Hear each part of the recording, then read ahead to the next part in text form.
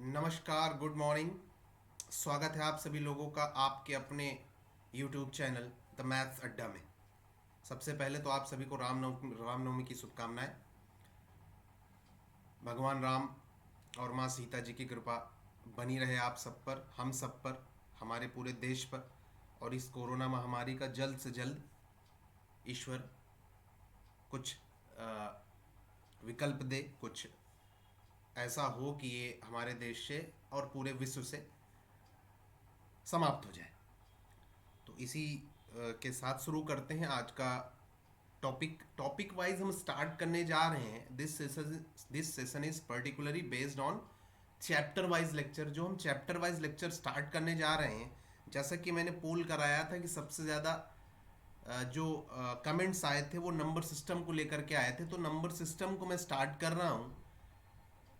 पहले तो हम नंबर्स के बारे में जानेंगे, समझेंगे, और उसके बाद नंबर सिस्टम के टॉपिक्स, क्या क्या नंबर सिस्टम में टॉपिक्स होंगे वो मैं अलग से वीडियो डालूंगा जस्ट इस वीडियो के बाद।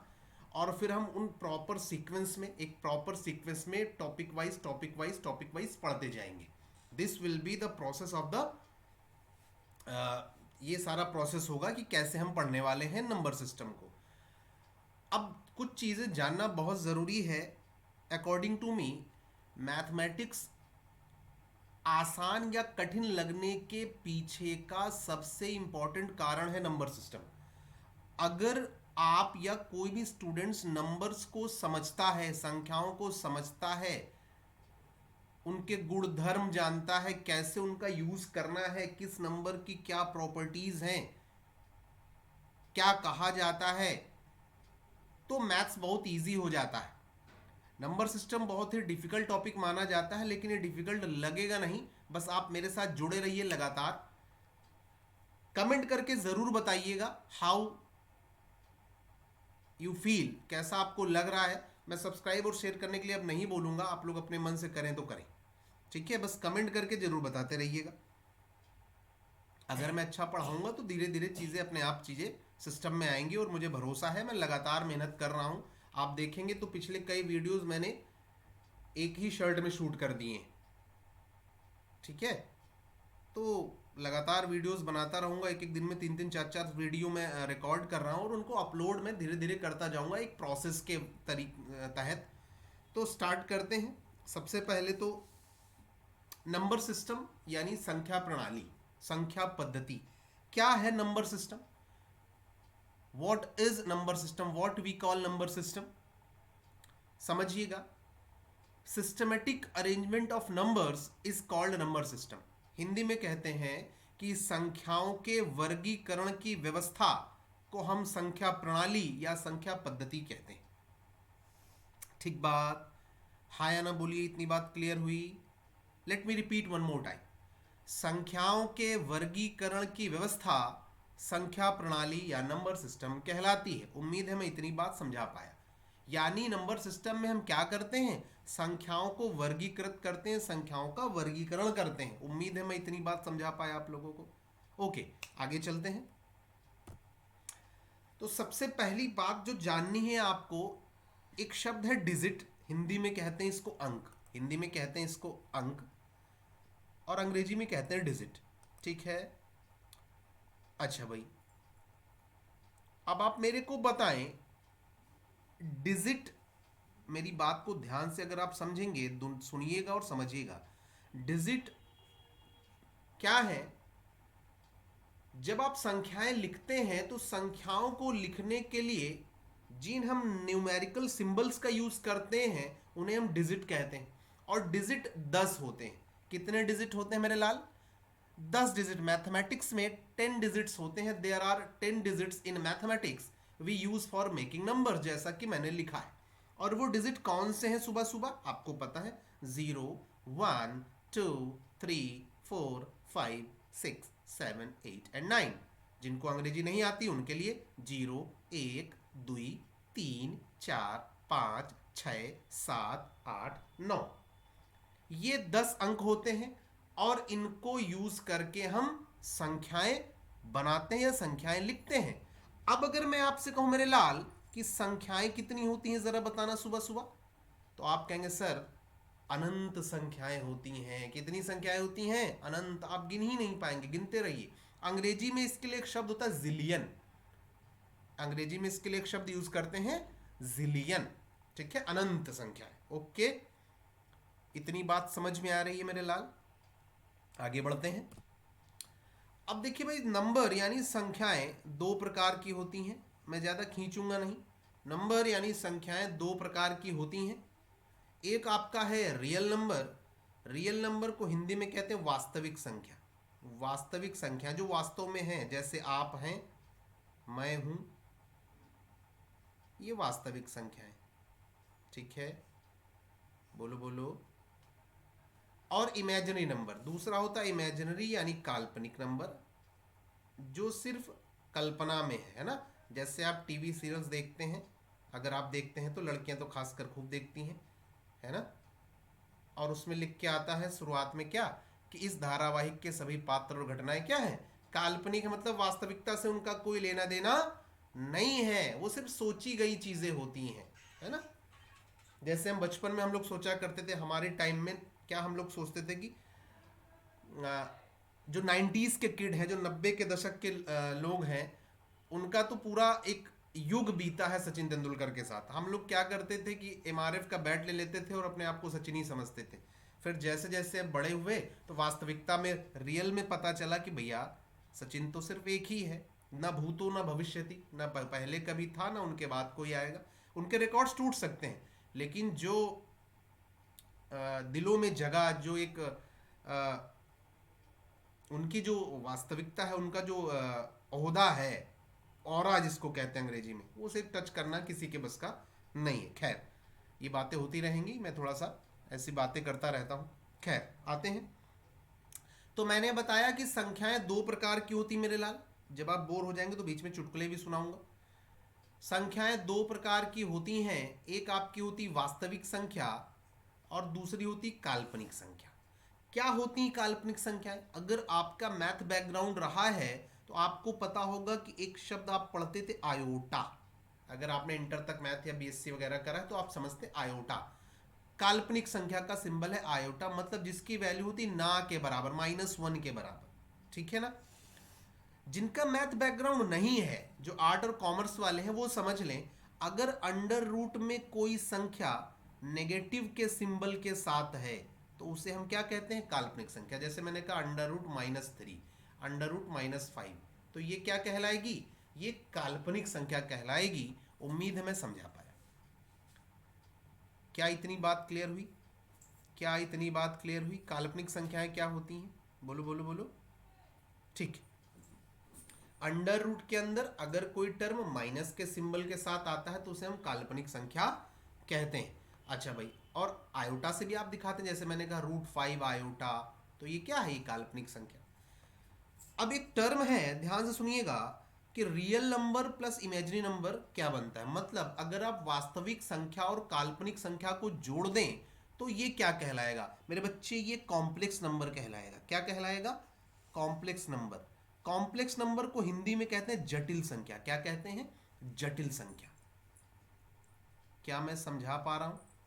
देखिए भाई, आप लोगों को एक काम जरूर करना है कि जितने भी लोग वीडियो देखेंगे वो कमेंट करके ज़रूर बताएं कि भाई आपको कैसे समझ में आ रहा है या नहीं आ रहा है, या वीडियो आपको लग कैसा रहा है, क्या मैं सही दिशा में हूँ। ठीक है, क्योंकि स्लाइड्स में मैं ही खुद बनाता हूँ, इसलिए हिंदी टाइपिंग मुझे आती नहीं है, तो मैं इंग्लिश में टाइप कर रहा हूँ, लेकिन एक्सप्लेन मैं इंग्लिश में करूँगा। ठीक है, तो आपने कहा real number plus imaginary number क्या होता है, मिलकर के कॉम्प्लेक्स नंबर बनता है। जैसे मैंने कहा भाई, मैंने कहा 3+4 आयोटा, तो ये क्या कहलाएगा, ये काल्पनिक संख्या कहलाएगा।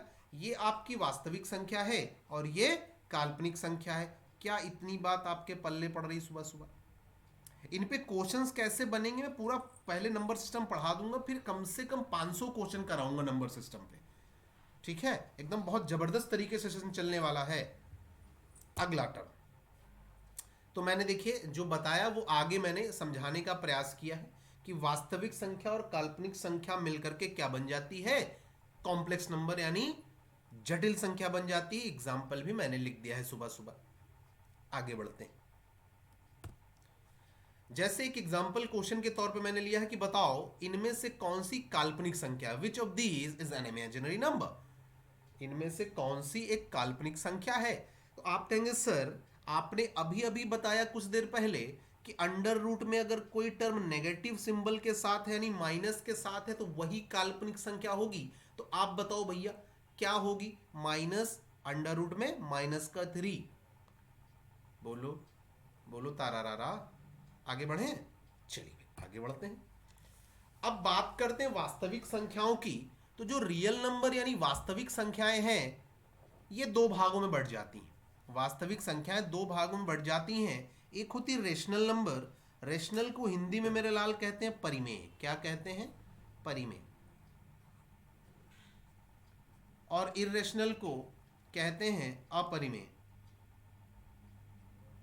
इरेशनल को कहते हैं अपरिमेय। Hopefully you guys are getting it, उम्मीद है आप समझ पा रहे हैं। अच्छा भाई, अब रेशनल और इरेशनल होते क्या है आइए समझने का प्रयास करते हैं। समझिए, मैथ कहती है कि अगर कोई टर्म P अपॉन Q के रूप में लिखा जा सकता है और जहां Q not is equal to 0 यानी Q 0 ना हो तो ऐसी संख्याओं को हम परिमेय संख्या कहते हैं। एक बार फिर से समझिए, अगर किसी संख्या को P बटे Q के रूप में लिखा जा सकता हो और Q 0 ना हो तो ऐसी संख्याएं परिमेय कहलाती हैं। एग्जाम्पल के तौर पर देख लीजिए, मैंने आपसे कहा 3/8, ये क्या है, ये परिमेय है। क्यों, क्योंकि ये आपका P हो गया और ये Q हो गया। मैंने कहा -4/7, ये भी परिमेय है। माइनस या प्लस के सिंबल का कोई रोल इसमें नहीं है। मैंने आपसे कहा 5, बेटा 5 भी परिमेय है। क्यों, क्योंकि इसके बटे में शून्य नहीं है, इसके बटे में 1 लिखा जा सकता है। किसी भी संख्या के बटे में 1 लिखा जा सकता है। 1 को कहीं भी यूज किया जा सकता है क्योंकि 1 तो ईश्वर है और ईश्वर हर जगह, क्योंकि 1 तो ईश्वर है और ईश्वर हर जगह है। बात समझ में आ रही, यानी फ्रैक्शन और इंटीजर्स ये क्या होते हैं, रेशनल नंबर होते हैं, परिमेय संख्या होती है। उम्मीद है इतनी बात क्लियर हो पाई, इतनी बात क्लियर हो पाई, हाँ या ना बोलिए। अच्छा भाई, अब बात करते हैं अपरिमेय संख्याओं की। तो अपरिमेय संख्या क्या होती है, ध्यान से समझिएगा। ऐसी संख्याएं जिनका कंप्लीट वर्गमूल नहीं निकाला जा सकता, या मैं कहूं अंडर रूट में आने वाली सभी संख्याएं अपरिमेय संख्याएं। अंडर रूट में आने वाली सभी संख्याएं क्या हैं, अपरिमेय संख्याएं होती। उम्मीद है इतनी बात क्लियर हो पाई। ध्यान से समझिएगा, एक दो चीजें और मैं समझाने का प्रयास करता हूं। एक थोड़ा सा जटिल डेफिनेशन भी है, उसको मैं समझाने का प्रयास करता हूं कि अगर कोई टर्म नॉन टर्मिनेटिंग और नॉन रिपीटिंग है तो वो भी इरेशनल होगा।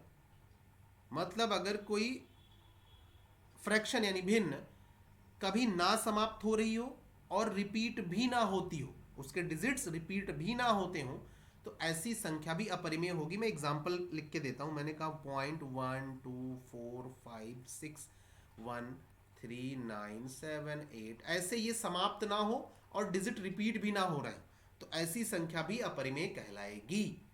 बात क्लियर है, इतनी बात क्लियर है।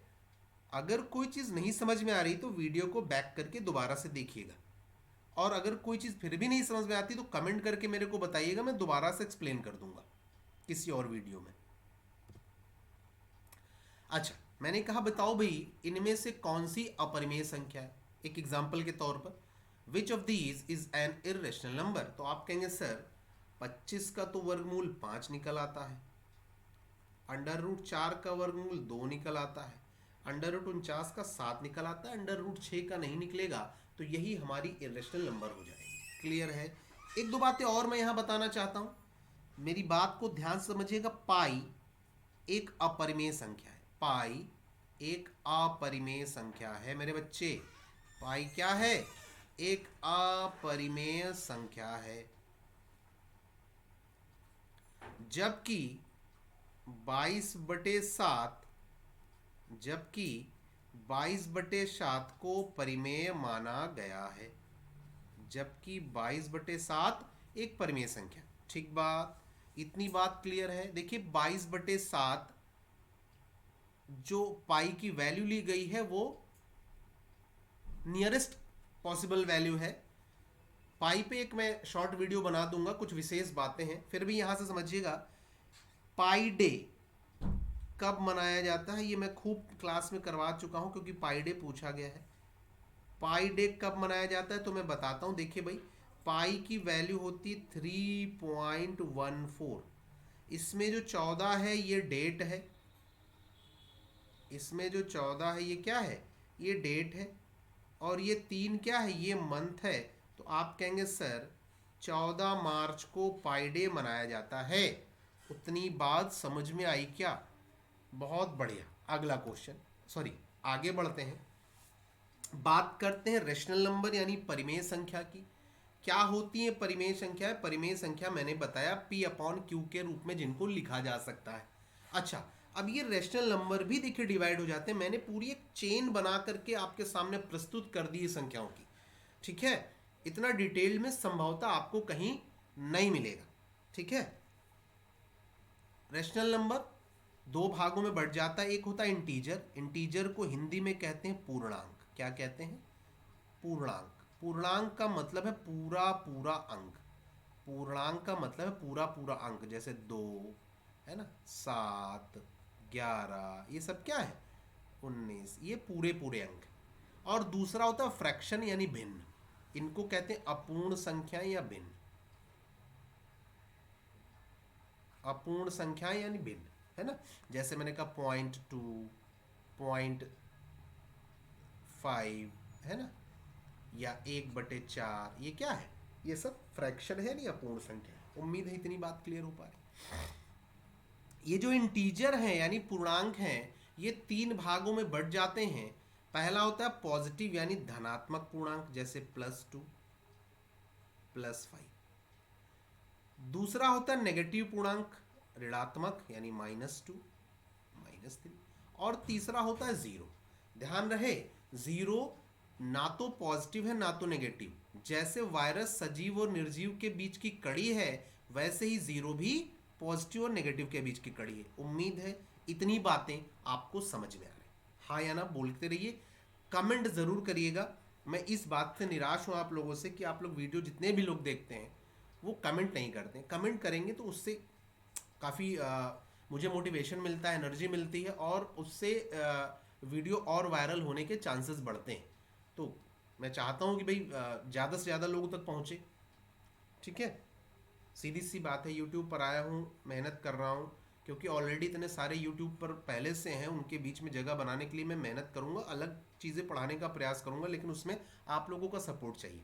ठीक है, शेयर, सब्सक्राइब, ये सब चीज़ें शुरुआत के कई वीडियोज़ में बोला हूँ, अब आगे ये सब बोलूँगा नहीं। आप अपने आप समझदार हैं, अगर आप समझेंगे तो ज़रूर अपने आप करेंगे।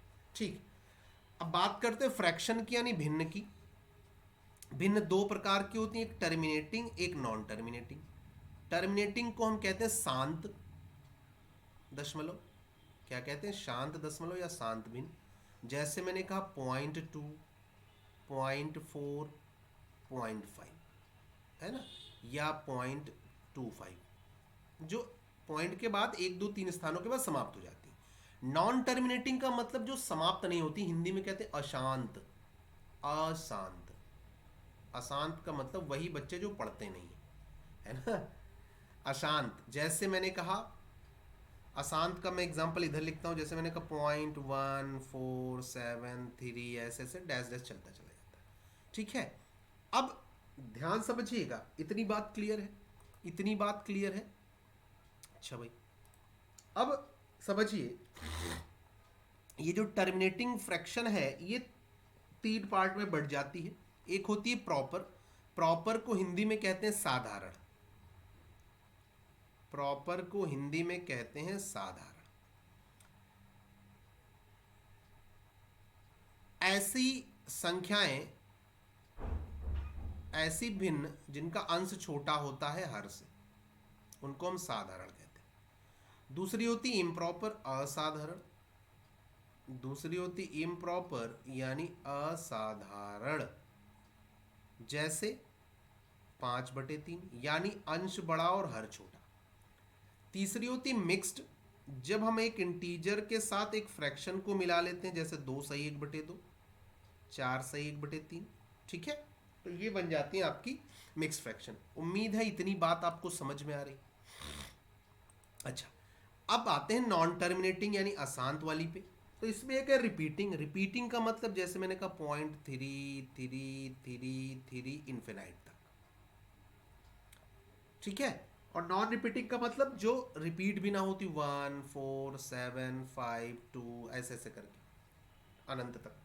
ठीक है, और यही जो नॉन रिपीटिंग नॉन टर्मिनेटिंग है, यही इरेशनल कहलाती है। ठीक है, कोई समस्या, कोई दिक्कत? आगे बढ़ते हैं।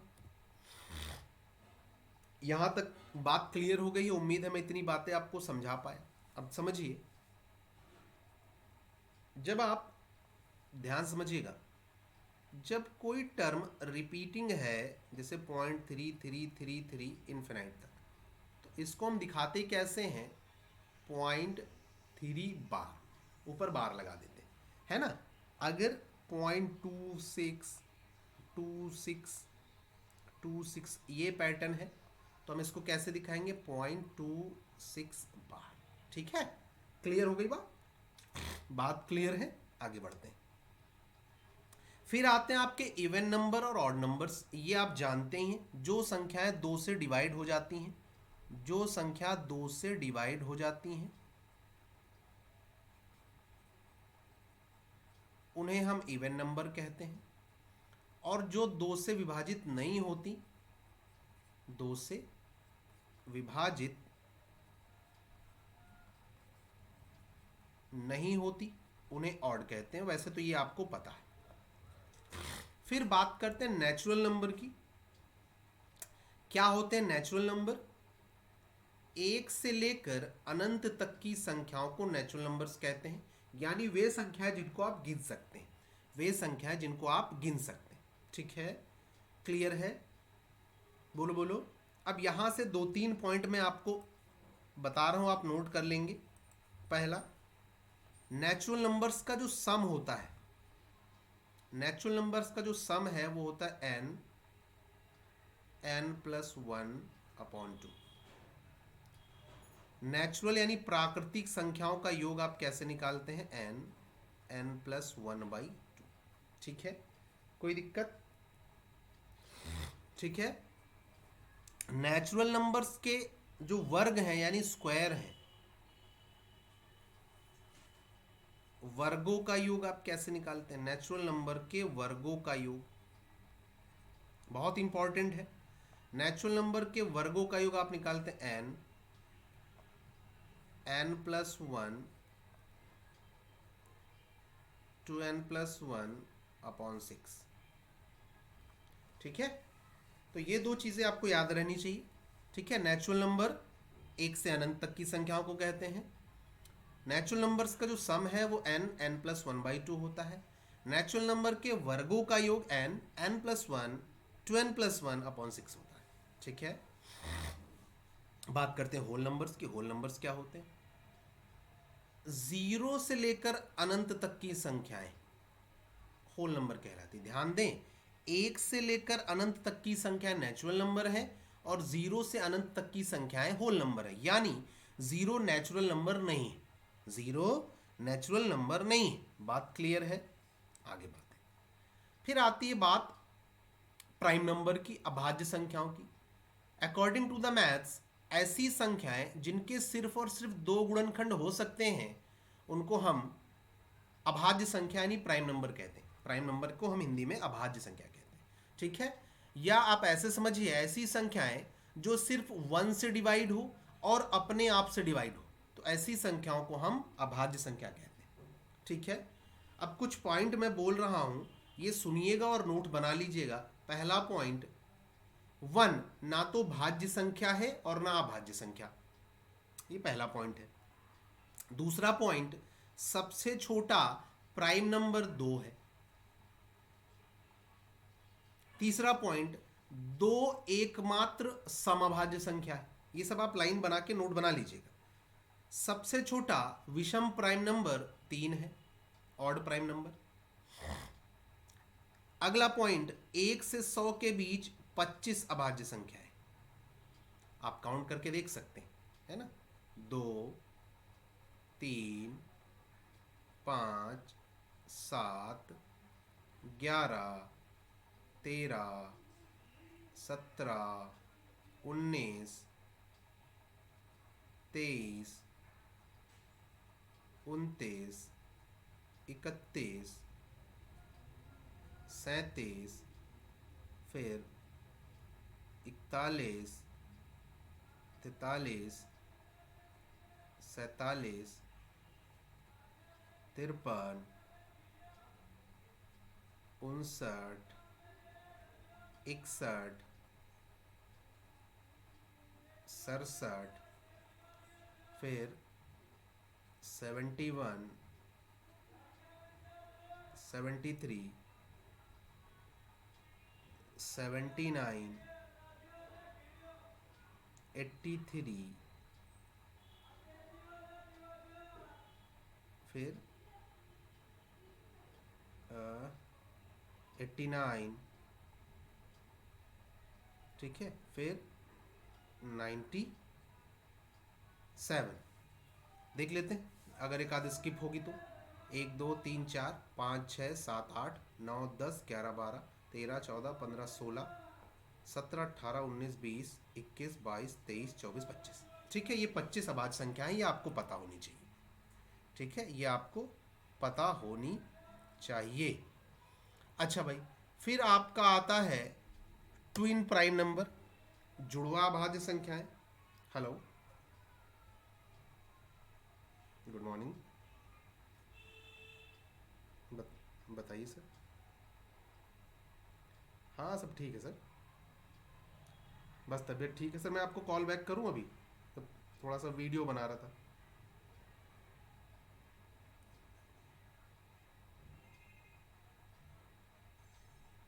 अभी मैं आपको 15-20 मिनट बाद कॉल करता हूँ।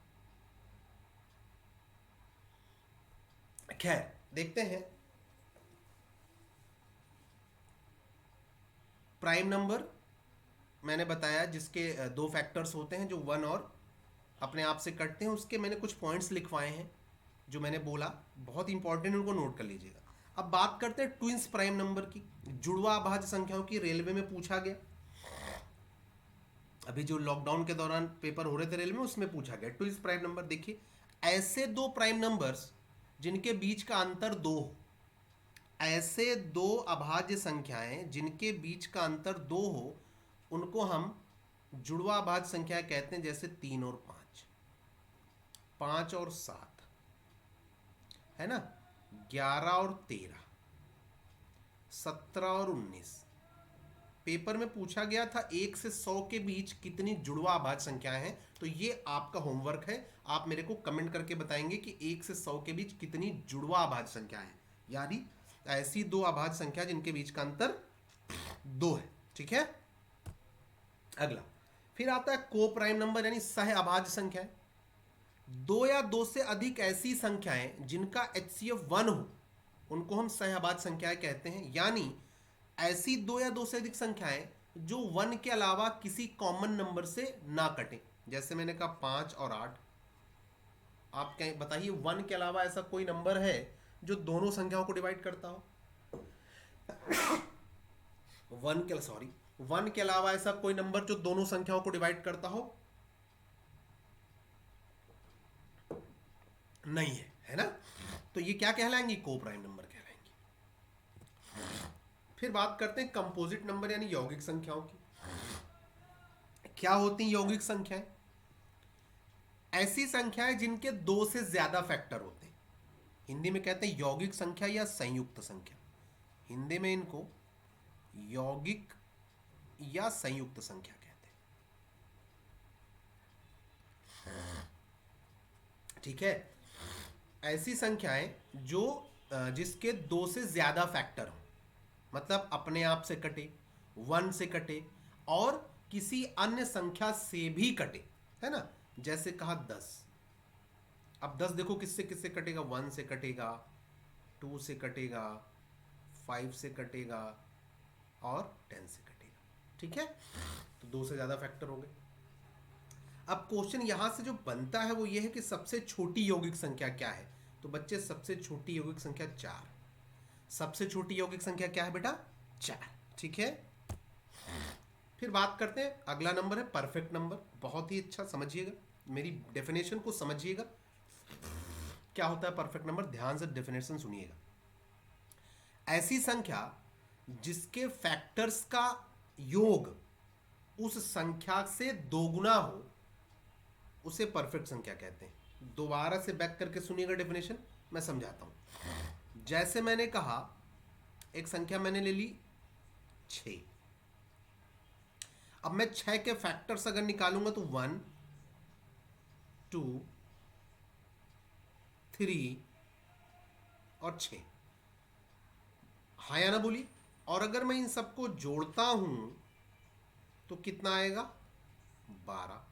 फैक्टर्स का जो योग है वो संख्या का दोगुना है, यानी ये क्या है, परफेक्ट नंबर।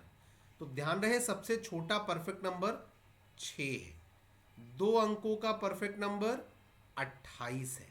और आपका होमवर्क है कि 3 डिजिट का परफेक्ट नंबर बताइए। कमेंट करके मेरे को बताना है ताकि मुझे पता चलता रहे कितने लोग जुड़े हुए हैं। 3 डिजिट का परफेक्ट नंबर आपको बताना है। अब बात करते हैं ट्रायंगुलर नंबर की। त्रिभुजीय संख्या है, त्रिअंकीय संख्या है। मैथ कहती है अकॉर्डिंग टू द मैथ्स कि किसी समबाहु त्रिभुज में रखे जा सकने वाले ऑब्जेक्ट्स की संख्या ट्रायंगुलर नंबर कहलाती है। अब आप समबाहु त्रिभुज में ऑब्जेक्ट रखने जाएंगे तो आपको बहुत ही टेक्निकल टर्म लगेगा, बहुत ही डिफिकल्ट लगेगा। मैं आपको सिंपल सा तरीका बताता हूं। अगर आप नेचुरल 1 से शुरू करते हुए नेचुरल नंबर्स लगातार जोड़ते जाएं तो जो संख्याएं आपको प्राप्त होंगी वो ट्रायंगुलर नंबर कहलाएंगी। कम समझ में आया? एग्जाम्पल समझिए। पहला नेचुरल नंबर क्या है, 1, तो ये आपका ट्रायंगुलर नंबर हो गया। अब 1 में अगला ट्रायंगुलर नंबर अगर आप जोड़ेंगे तो क्या आएगा, 2, तो 1 में 2 जोड़ेंगे तो अगला ट्रायंगुलर नंबर आपका होगा 3, ठीक है।